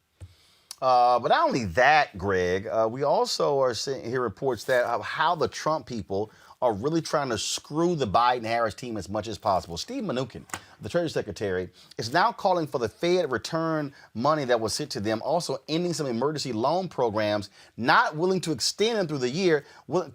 They want to end them at the end of the year to make it harder. So now the Biden folks got to restart the programs. We're still in a crisis. Then, according to one of the advisors, they told CNN that they are purposely with the pullout of troops in Iraq, with what's happening, trying to potentially bomb Iran and other things, they are actually trying to create more national security issues for the Biden people as well. These corrupt thugs. This is the equivalent of setting the entire government on fire, burning everything with a new administration coming in. And I remember the lie when Republicans said the Obama people removed the keys from whatever the hell they tried to make up. It was a lie. It was an absolute lie. But this is a literal attempt to decapitate the new administration before they even walk in. Absolutely. And I congratulate them on spelling out for anyone, taking away the excuse anyone gives that we live in a country. When they say America, they mean them. That's what they mean. And so this is a strategy in terms of the administrative side to sabotage this administration. If they can get through the 24-month period, come back to the midterms and try to reassert. This is the white nationalist party strategy. When they are the minority, they are completely obstructionist. So, I'm sure that the incoming administration will try to reach across the aisle. What they need to do is immediately put Lindsey Graham up for ethics investigation because he's interfering in elections. If Loeffler is reelected, she needs to be put out. But they're not going to do that because they think they live in a country. See, The problem is Mnuchin and them understand what America is. As A. Philip Randolph said, you get what you can take and you hold on to what you can maintain to hold on. In other words, this is about power. The census reported today that they don't think they're going to be finished until the third week of January at the earliest. That's putting it just outside the reach. But what did Trump and them want to do? They wanted to not count people who are not citizens. The damn Constitution says every person in the country. What does that mean, finally? That means that these people understand something fundamentally about America that apparently a lot of people, including the 44th president of the United States, looking at his new biography, simply don't get. When they say America, they don't mean you. And if they're not in charge, they will destroy it or obstruct it until they're back in charge. Until we grasp that fact, we're going to be victims. Amen. It's real clear what they want to do, Erica. They want to blow everything up. They don't care about a transition. They don't care about continuity of government. They don't care about nothing. And Republicans are standing idly by, including folks like Senator Mitt Romney, and they're saying and do nothing. That's why I couldn't trust any of them to do a damn thing post inauguration. Absolutely. And I'm glad you brought up post inauguration. But let's go back to right after inauguration. All of us are in the DMV area and remember the National Harbor across the river there where Steve Bannon, the former chief strategist for the regime, clearly outlined what their whole premise was. And that was to deconstruct the administrative state. That is what was televised. That is what was shared with everyone in that crowd and across this nation. And that's exactly what they've been about the business of doing. I don't think that there should be an expectation of anything less than that. And that has been a fulfilled prophecy up to this point with 251,000 people and counting. And this is just from COVID that are attached to their backs. I agree with Dr. Carr. They will stop at nothing. And they are absolutely going to run through the tape on this. Reese. And why not? They don't have souls. They don't have consciences. They don't believe in any kind of shared benefit to society. It's only, like Dr. K said, what can they get and what can they hold on to and what can they take away from other people? That's literally the whole point of the Republican Party's existence. And they get away with it time and time again. When they shut down the government, both sides get blamed. When they obstruct every single thing that the Democrats try to do, both sides get the blame. When Mitch McConnell holds out for stimulus relief so that corporations can go liability free to create as many unsafe conditions as possible for workers, both sides get blamed. And the Democrats half the time spend, depending on which faction you want to talk about, I won't say, but I'll say this. Democrats half the time, and throughout this, since the time that Biden and Harris have won and been declared the projected winners, have spent more time already bedwetting and attacking the incoming administration for picks that haven't even been announced yet. And so this is where the Republicans are very, very smart. They're much smarter than us as Democrats because they understand that they can do whatever the hell that they want to do. They can create whatever kind of reality that they want to create, and nobody's going to do a damn thing about it. And I don't mean it in the terms of that the Democrats are cowards or that the Democrats are feckless and that they're just letting people run all over them because they're that weak. But because they understand that in our society, the facts don't matter. Accountability doesn't matter. It's just what you can convince people of. And so, yeah, if, Donald Trump managed to convince 10 million more people to vote for him, despite the fact that at the time we had over 200,000 people dead from a virus that he refused to do anything about to maintain or to contain. And so why not? What's stopping them? It's a winning strategy for them. If it does, and with a minority rule in terms of their party is almost exclusively white, and yet they get away with it. They managed to hold on to the Senate for now. They managed to make gains in the House for very not enough to win it back. They managed to make gains in state houses. across the board. And Right. it's not because that the Democrats were performed poorly. I mean, Joe Biden and Kamala Harris got record turnout, but because they are managing to galvanize their base of white nationalists or people who either don't give a damn about white nationalism, they just give a damn about individualism. So there's nothing really stopping them at this point. And unfortunately, Americans are going to continue to die at alarming numbers. All right, folks. You know what time it is. No charcoal grills are allowed. Wow, the clip. Why? I got you, girl. Yeah, illegally selling water without a permit on my property. Whoa! Hey! You don't live here. I'm uncomfortable.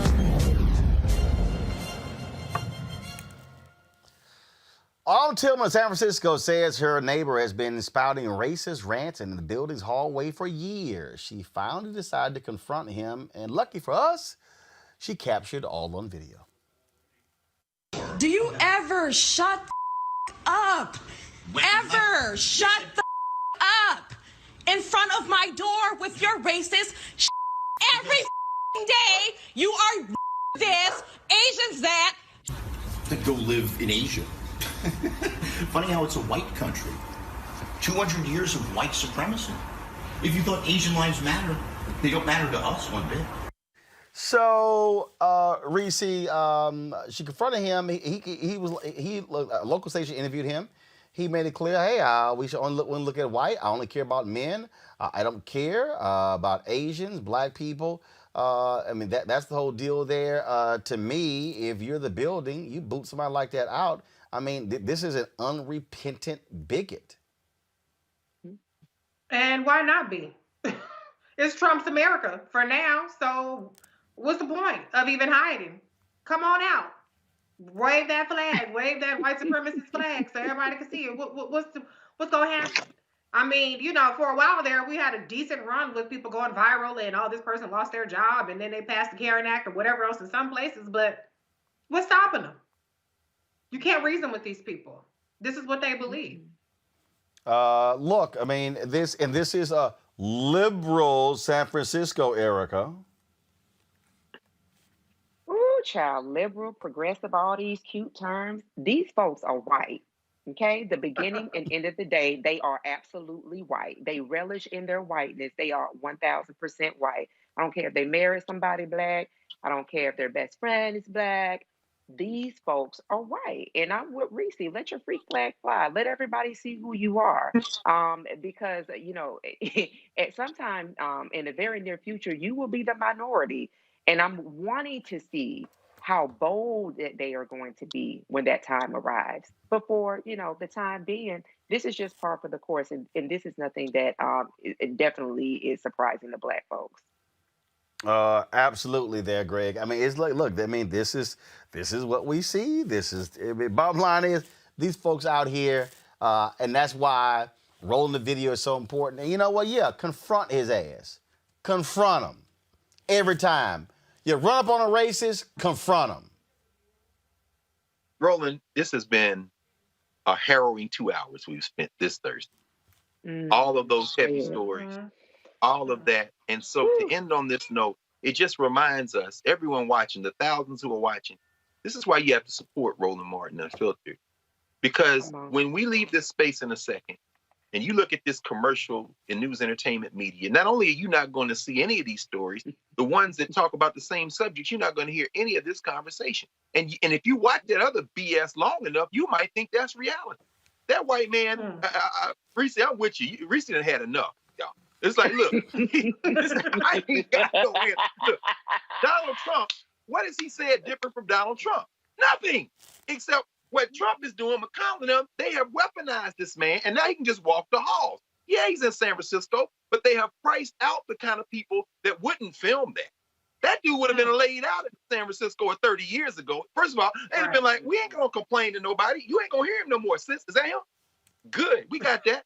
And you wouldn't have heard no more talk from him. You wouldn't even seen him no more. They wouldn't have hurt him, but he would have been removed from the situation. But we're now living in a country where if that sister were to call the police, they may come in there and shoot her. This country Great point. was never a country. So the important thing is to understand, either this thing gonna be reconstructed from the bottom up, or it's gonna be war in the street. Because white boys like that talking, they get hands in a lot of places. And we can do this here, folks. Let's see here, 8 minutes ago. Go to my iPad, the Associated Press. They have called Georgia for Joe Biden. They said that after another recount, bottom line is, this race is over. Joe Biden has won Georgia. And trust me, MAGA world is sick of pooping in their pants, trying to figure out how in the hell do they flip a red state. I told y'all keep playing with fire. And so here's the deal. Y'all keep going after Warnock. Y'all keep trashing him. I'm telling you right now, we coming for y'all, every single one of y'all. Then I saw this story where they said Laura Trump, she might run for the U.S. Senate seat in North Carolina. Oh, we gonna come for your ass big time. Oh, let's just be real. Let's just be real clear, Laura Trump. We gonna come for you. And so, folks, we're going to be on top of this stuff. We're going to be covering these stories. That's why we are here. To Greg's point, look, I know it's difficult. I know it's tough. But here's the other piece. That story out of Florida, look, they're not spending time covering these things with what's happening. Now, they're not having Natalie Jackson on or Ben Crump on talking about these stories. That's why this show matters.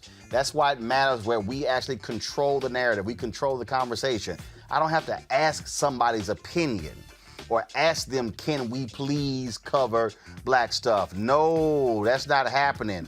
And so that's not how we roll. So we're not following what everybody else do. Sure, I got the news on in here. We don't follow what they do. MSNBC right now got an exclusive with Barack Obama about his new book. Now, y'all know Obama not gonna come talk to me. Never. And I ain't got nothing against him, but I'm just saying. That's a mainstream. You might mess around and Skype in Jeremiah Wright. I'm just saying, that's a mainstream thing. The kind of questions I'm asked gonna be a little different than what everybody else asking. I'm just saying. So the bottom line is, that's why we matter. That's why we need y'all to support what we do. We have more than 15. Let me, some folks sent some checks in today. So Gregory Smith, thank you for your check. Let me thank W. Matthews and J.A. Matthews for your $100 contribution to the show. Thank you, Roland Martin. Keep up the good work. Walter and Joanne Matthews. I appreciate that, Walter and Joanne Matthews. Let me thank Melinda McAfee for your $50 contribution. Let me thank Carolyn Vaughn for your contribution as well. Roland Martin, do not stop your show. Love Carolyn Vaughn. Well, Carolyn, that's why we do what we do. Folks, y'all can give via Cash App, which is $RM Unfiltered, PayPal.me/R Martin Unfiltered, Venmo.com/RM Unfiltered. More than 6,000 of y'all were watching the show today on YouTube. Y'all can give right there on YouTube as well. Zelle, you can send to Roland. The email is roland@rolandsmartin.com. You can send a money order to New Vision Media Inc., NU Vision Media Inc., 1625 K Street Northwest, Suite 400, Washington, D.C., 2006. And so, Chelsea, bring my hat out of my office. So I'm going to go ahead and do this here. And so, y'all three, first ones who I get to tell. So we have, first of all, y'all, let me tell y'all, the panelists who we had on our show have been unbelievable. They volunteered their time to do this here. And so I appreciate their contributions on the show as well. So what's about to happen is this here. And so it already, first of all, the company kind of messed it up, but so y'all see I'm rocking the zip up today. They kind of messed it up because the color's orange. Y'all see my logo's red. So they send the new order. So all the regular panelists on our show, okay, I was gonna surprise them, but I'm gonna go ahead and say it right now since Greg, Reese, and Erica on. And all the panelists on our show are going to receive these zip ups we have right here. They're gonna receive a hoodie. They're gonna receive one of these baseball caps right here. All right. Then they're gonna receive a beanie. And then also a t-shirt and a sweatshirt. So each of our panelists are going to receive that. And so, again, we thank them for all they do. We thank the Appreciate three of you. Bob. And so that will be, y'all, all my panelists are going to be getting an email from Jackie asking for y'all sizes and asking for the address. So I need y'all to answer the damn email timely, so I can mail these things out next week. Okay? All right. Thank you.